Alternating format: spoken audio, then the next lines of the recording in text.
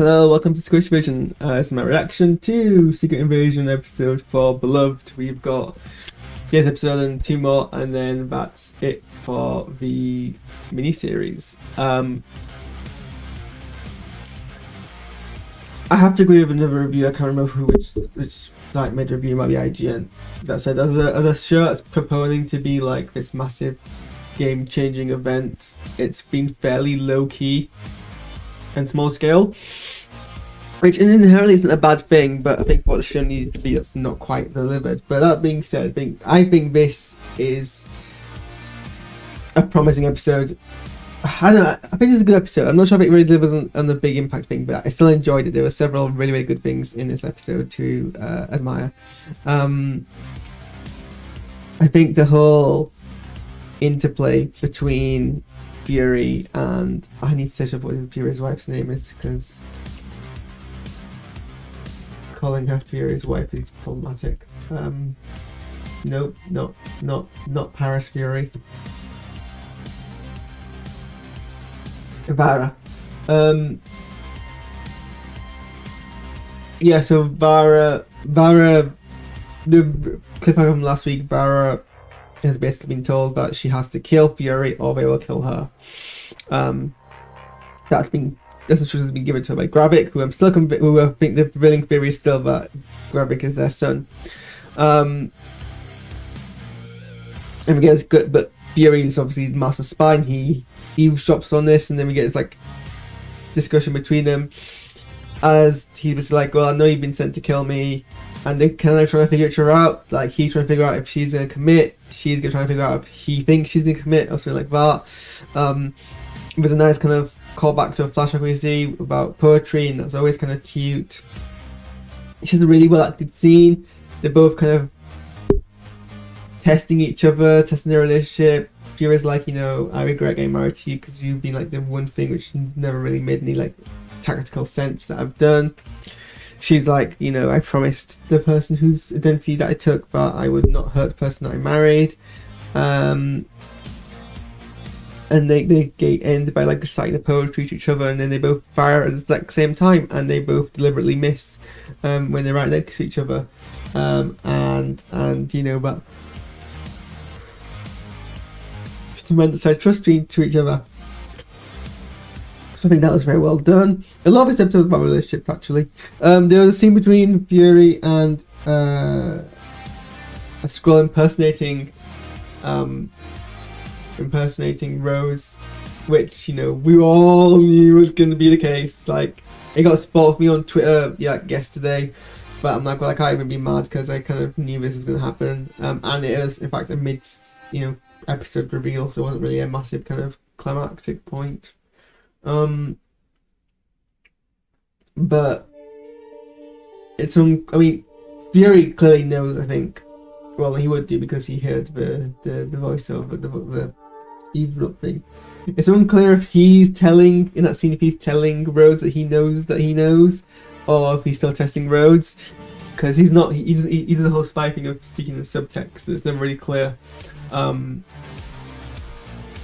Never really clear what he's trying to give away, but Rhodes, you know, I think they know because they're being very antagonistic, and I don't think they'd be being this antagonistic if they weren't, or at least as openly antagonistic. But Rhodes is like, you know, if you fight against me, I'll just blackmail you and tell the world and you kill him, which seems like an empty threat, because I don't know why Fury would care about his reputation. I mean, A, it's pretty much in the dirt, and B, when has he ever needed like to be on the right side of people's reputation? Like, he's never needed to like work on people's goodwill, so whatever. Telos and Gaia have a nice little scene. Gaia survives, by the way. She wasn't fridged. She's taken some of that Super Skull power and has the extremist power to like survive. So I guess, well done, Marvel, you didn't fridge all your female characters per episode in this show. You just almost did. And it has a great scene. You know, obviously she's no longer having to be a double agent. And she's like, you know, I'm with you now because you're the only person who I've got left and I haven't got a choice. But like, please let me think, please convince me there's something to like there's something for us to fight for here, and Talos gives a very nice, but ultimately, like, you can tell it's not going to land speech about surviving of the goodwill of humans, and you know, she's like, well, that's just not gonna be enough, and she calls him delusional, and you can see Ben Mendelsohn does a great job. You can see how it breaks his heart, but you know, he hasn't really got counterpoint. So that was a great bit. The exchange between them. And then we get the kind of the action climax episode where they attempt to assassinate the President of the United States by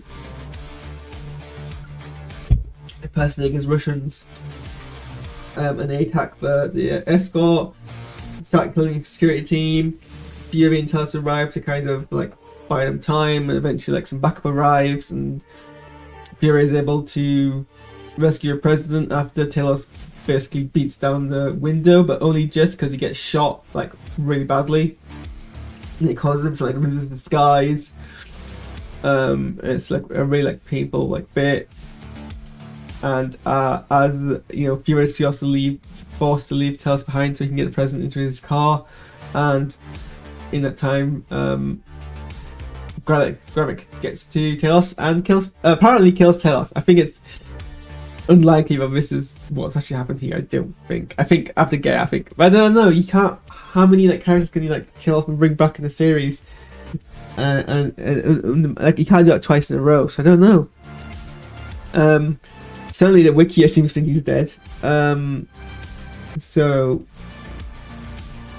but it's really wholesome. Like you can see like Fury genuinely looks heartbroken, like as heartbroken as he looked when Hill died, if not more, because he's known Talos for longer. He's known Talos for like 30 years. So he, like, Samuel Jackson sells how like, devastating that is for him so well.